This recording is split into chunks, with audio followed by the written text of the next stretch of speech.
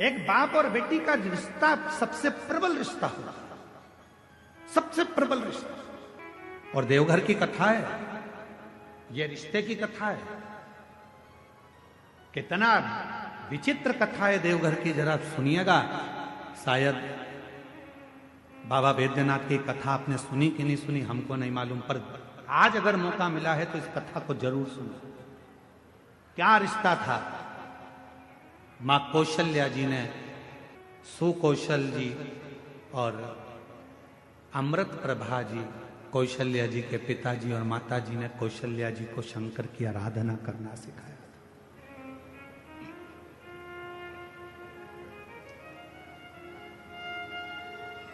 कौशल्या मैया शिव जी की आराधना में ली।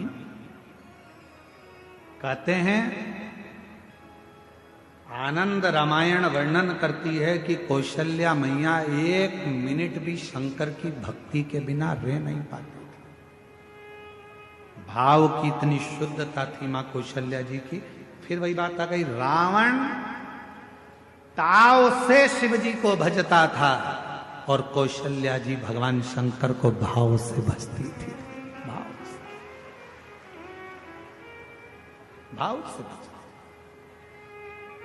एक दिन रावण ने सभा बुलाई, सारे ग्रहों को बुला लिया, सारे देवताओं को बुला लिया। रावण की लंका में सभा लगी हुई है, बड़े बड़े देवता बैठे हुए हैं, ग्रह बैठे, नाग, किन्नर, गंधर्व, अप्सरा, देवता, दानव, सब उस सभा में बैठे हुए थे। सब उस सभा में बैठे हुए हैं और उस सभा में चारों तरफ सब लोग बैठे हुए हैं। और उस सभा में लंकापति रावण ने ऊंची आवाज कर कर कहा कि बताओ मेरे प्राण कैसे छूटेंगे, मेरी मृत्यु कैसे होगी। बड़े बड़े विद्वान बैठे थे, बड़े बड़े सभासद बैठे थे, बहुत देवता, गंधर्व, किन्नर, अप्सरा, पशु, पक्षी सब उस सभा में बैठे हैं, असुर सुर सब उस सभा में। मेरे प्राण कैसे जाएंगे बताया जाए, कैसे मरूंगा मैं बताओ। तब किसी ने नहीं बताया। रावण को क्रोध आ गया तो सबको बंदी बनाने लगा। बंदी बना, अगर नहीं मालूम पड़ा तो मैं तुम्हें बंदी बना लूंगा। तब ग्रहों में ग्रह, सारे ग्रहों ने रावण से कहा, रावण तुम्हारी मृत्यु कौशल देश के राजा सुकौशल जी की जो लड़की है कौशल्या, उन कौशल्या माता के गर्भ से एक बड़ा विद्वान, शूरवान एक पुत्र पैदा होगा, जन्म लेगा। उस बेटे के द्वारा तुम्हारे प्राण छूटेंगे। अब तो रावण को गुस्सा आ गया। कौशल नरेश, सुकौशल की लड़की कौशल्या और कौशल्या का बेटा राम मुझे मारेगा। हाँ। रावण ने सभा को विराम दिया, अपने गुप्तचरों को बुलाया। मेरी मृत्यु नहीं होना चाहिए, उसके लिए क्या करा जाए। एक ही काम है, कौशल्या को अपने यहां ले आ। जब लंका में माता कौशल्या आ जाएगी, कौशल्या अगर लंका में पहुंच गई तो उसकी कोई संतान नहीं होगी। संतान नहीं होगी तो तुम मरोगे नहीं। रावण ने उसी समय पर अपनी सेना तैयार कर कर कौशल राज्य में पहुंच गया और सुकौशल राजा के पास जाकर रावण ने हाथ जोड़कर प्रणाम किया। रावण उस समय पर शिव की आराधना नहीं करता था। बाबा बैद्यनाथ की कथा चल रही है, जरा सावधानी से सुनिएगा।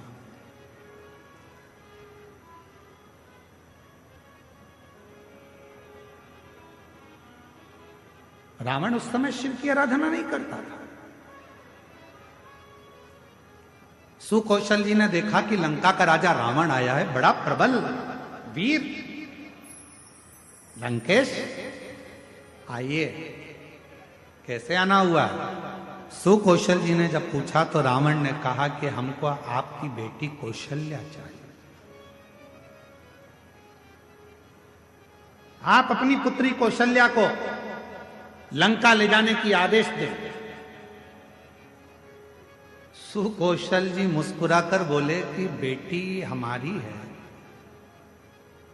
पर हमारी बेटी की आज्ञा के बिना हम कोई निर्णय नहीं ले सकते, कोई नहीं।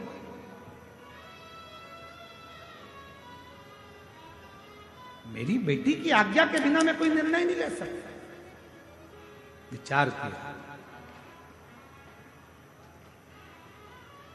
रावण ने पूछा तुम्हारी बेटी कहां है? सुकौशल जी बोले बस शंकर की भक्ति करती है तो अभी शिवालय से आ रही होगी। जो सामने से बेटी को आते हुए देखा तो कौशल्या इतनी सुंदर थी, माता कौशल्या इतनी सरल थी। माता कौशल्या, शिव का जो भक्त होता है उसमें सहजता, सरलता, नम्रता अपने आप दिखती है, उसको दिखाया नहीं जाता। सरल, शिव जैसा भोला, शंकर जैसा सहज। लंकापति रावण ने कौशल्या जी को देखा तो कहा आप ही कौशल्या? हाँ। सुकौशल जी की बेटी हो? हाँ। हम आपको लंका ले जाने के लिए। मुझे लंका? हाँ। कौशल्या जी कहने लगी मैं तो लंका नहीं जाऊंगा, मैं लंका नहीं जाऊंगा। रावण कहने लगा तुम मुझे जानती नहीं हो कौशल्या,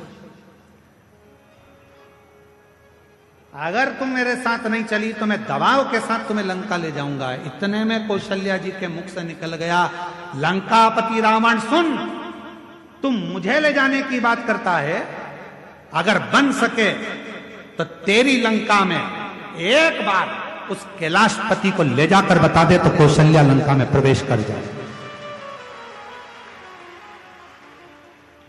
तू एक बार उस कैलाशपति को तेरी लंका में ले जाकर बता दे तो ये मां कौशल्या जी कर रही हैं कि ये कौशल्या तेरी लंका में प्रवेश कर जाएगी। रावण हंसकर बोला वो कैलाश पर रहने वाला शंकर, वो शंकर। अगर तुम बोलती कि विष्णु जी को लेकर जाओ तो बड़ी बात थी, तुम कहती कि ब्रह्मा जी को लेकर जाओ तो बड़ी बात थी, शंकर जी तो मैं अभी उनको लेकर आ। और रावण गया देवाधिदेव महादेव की आराधना में बैठ गया, साधना में बैठ गया। शिव जी प्रसन्न नहीं हुए। अब बताओ भाव में बैठा था कि ताव में बैठा था?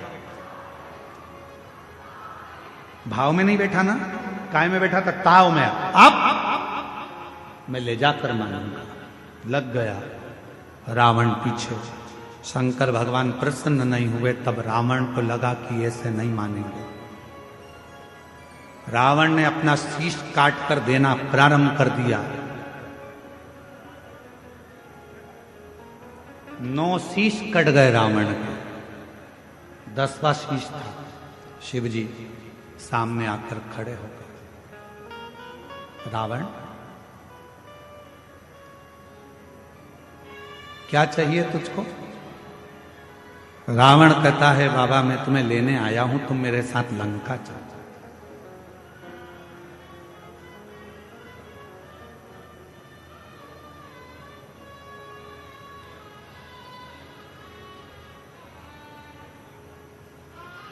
शिव जी कहने लगे ऐसे तो मैं लंका जा नहीं सकता, मैं लंका ऐसे जा नहीं सकता, चलना तो पड़ेगा। रावण जिद पर अड़ गया। तब देवाधिदेव महादेव ने मां पार्वती जी से जाकर कहा कि लंकापति रावण मुझे लेने के लिए आया। शिव जी कहते हैं कि मैं नहीं जा सकता, मैं जानता हूं, पर पार्वती तुम बताओ क्या? जगत जननी जगदम्बा पार्वती जी ने कहा प्रभु आप इस कैलाश को छोड़कर, इस भूमि को छोड़कर आप लंका नहीं जाओगे। तब भगवान शंकर जी ने कहा कुछ तो करना पड़ेगा। पार्वती जी कहती हैं आप जानो क्या करना है। शिव जी ने रावण से कहा मैं खुद तो नहीं जा सकता पर मेरा ये स्वरूप एक शिवलिंग के रूप में तुझे देता हूं, तू इसको लेकर चल जा, तू लेकर चल जा। शिवलिंग मेरा स्वरूप है, लेकर जा। रावण कहने लगा ठीक है, आप अपना शिवलिंग दे दीजिए। शंकर भगवान का प्रतिबिंब स्वरूप शिवलिंग शिव जी ने उठाकर रावण को दे दिया और रावण से कहा, सुन रावण, ये शिवलिंग तू जहां रख देगा उठने वाला नहीं, ले जा इसको। सूचना मिल गई मां पार्वती को। पार्वती को सूचना मिल गई कि शिव जी एक लिंग की आकृति में रावण के साथ लंका जा रहा है। रावण के साथ लंका, शिवलिंग। पार्वती की आंखों से जल बहने लगा। शिवजी ने पूछा, पार्वती तू रो रही है, तेरी आंखों में जल भरा है? हां। क्यों? जो मेरे हृदय में विराजमान था वो आज शिवलिंग की आकृति धारण कर कर लंका जा रहा है। ये शिवलिंग तो मेरा दिल है, मेरे हृदय में शिवलिंग है, और तुम उसको लंका भेज रहे हो।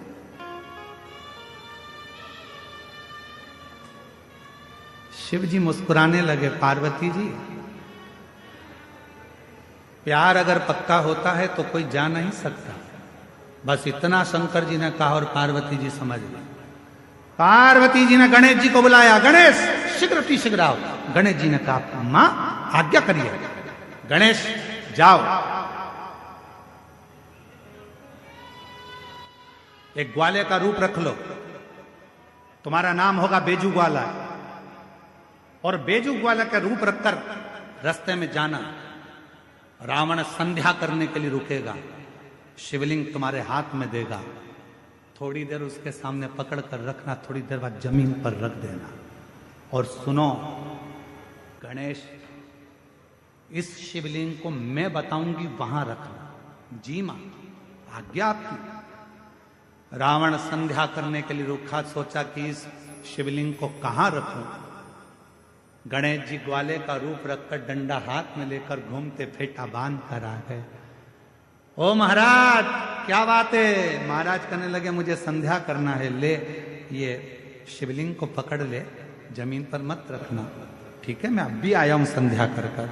जो गणेश जी के हाथ में, बेजू ग्वाले के हाथ में शिवलिंग दिया, गणेश जी ने मां से पूछा, मां आप बताओ शिवलिंग कहां रखूं? माता पार्वती ने कहा, जब मैं सती बनकर जन्मी थी, जब मैं सती बनकर जन्मी थी, ये शिवलिंग मेरे हृदय में बसता है। जब मैं सती बनकर जन्मी थी, मेरे पिता दक्ष प्रजापति के यज्ञ में पहुंची थी और यज्ञ कुंड में मैंने प्राणों को त्याग दिया था। मेरे पति शंकर भगवान ने मेरा शरीर कंधे पर धारण कर तांडव किया था। भगवान विष्णु ने सुदर्शन चक्र उठाकर मेरे शरीर के 51 टुकड़े कर दिए थे। वो टुकड़े में से एक हृदय इसी भूमि पर गिरा है, उस हृदय के मध्य में ये शिवलिंग ले जाकर रख दे, बस वहीं में बैठे। उस हृदय के मध्य में ये शिवलिंग रखाना चाहिए। भगवान गणेश जी महाराज बेजू ग्वाला पार्वती जी के कहने पर मां सती के हृदय को ढूंढने लगा। भगवान गणेश जी समझ नहीं पाए कि माता सती का हृदय कहां है। तब गणेश जी को साधना करने में समय लग गया।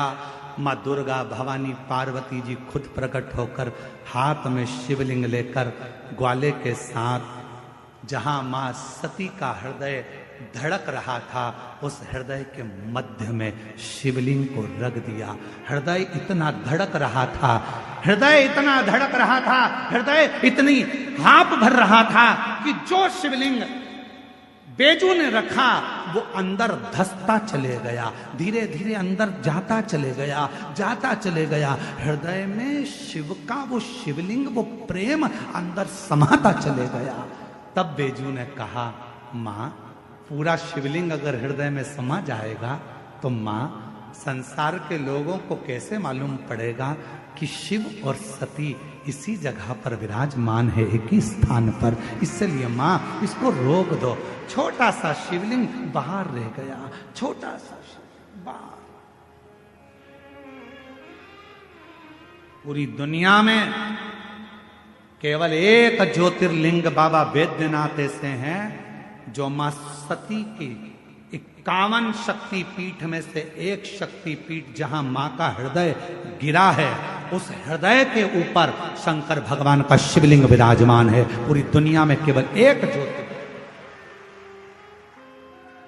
पूरी दुनिया में केवल एक ज्योतिर्लिंग है जहां मां सती के हृदय पर शंकर जी का शिवलिंग विराजमान है। शिवलिंग, इसलिए इसको शक्ति पीठ कहते हैं। शिव शक्ति की पीठ है। रावण आया, बैजू से पूछा क्यों? मैंने शिवलिंग दिया था, वो तो मैंने रख दिया, बहुत भजन था, उठ ही नहीं रहा था। रावण को गुस्सा आया, मारने के लिए दौड़ा, बैजू भाग गए। बताओ, तूने मेरा शिवलिंग रख दिया। अब तो रावण को क्रोध आ गया, मतलब कौशल्या के गर्भ से बालक जन्मेगा और मुझे मारेगा, उससे पहले इस कौशल्या को तो मैं कहीं ना कहीं छुपा दे। रावण गया, माया रची और कौशल नरेश की नगरी में प्रवेश कर कर सुकौशल राजा की राज्य में कौशल्या मैया तो सो रही थी और रावण ने उस कौशल्या मैया को उठा लिया।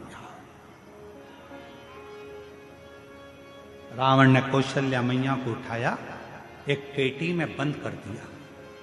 एक पेटी में बंद कर कर उस पेटी को किसी को पता ना चले तो समुद्र में गया। समुद्र में जाकर एक बड़े महामत्स्य को देखा, बड़ी मछली को देखा और मत्स्य से कहा, महामत्स्य मुख खोल। महामत्स्य ने मुख खोला, रावण ने उसके मुख में वो पेटी रख दी और मत्स्य से कहा तू समुद्र में घूमता रहे। ये कौशल्या किसी को मिलने वाली नहीं, इतनी मछलियों में कौन जानेगा कि कौन सी मछली के मुंह में कौशल्या जी। प्रमाण कर, महामत्स्य जा रहा था, मछली जा रही थी, इतने में एक बड़ी, उससे भी बड़ी मछली महामत्स्य सामने आ गई। उससे उस मछली का झगड़ा होने लगा। झगड़ा होने लगा तो इस बड़ी मछली ने मुंह फाड़ा। मुंह फाड़ते से कौशल्या जी की वो पेटी समुद्र में गिर गई। गिरते गिरते वो पेटी एक टापू पर पहुंच गई। उस टापू पर पहुंची जहां पर राजा दशरथ पार्थिव शिवलिंग का पूजन कर रहे थे और उनको वो पेटी दिखी। पेटी को खोला गया, सुंदर कन्या दिखी। पूछा तुम कौन हो? मैं कौशल राजा की बेटी हूं। कौशल राजा के यहाँ कौशल्या को पहुंचाया। कौशल राजा ने अपनी बेटी कौशल्या का विवाह दशरथ जी के साथ कर दिया और तब राम जी का सहज कहां? शिव की आराधना करने वाले को शिव की आराधना करने वाला मिलता, शिव की साधना करने वाले को शिव की साधना करने वाला मिलता। जो भगवान शिव को भजता है उसे हर हर महादेव। अगर आपको ये जानकारी अच्छी लगी हो तो प्लीज़ आप इस चैनल को सब्सक्राइब करिए, इस वीडियो को लाइक करिए, शेयर करिए। हम आपके लिए और भी ऐसी अच्छी अच्छी वीडियो बनाते रहेंगे। धन्यवाद।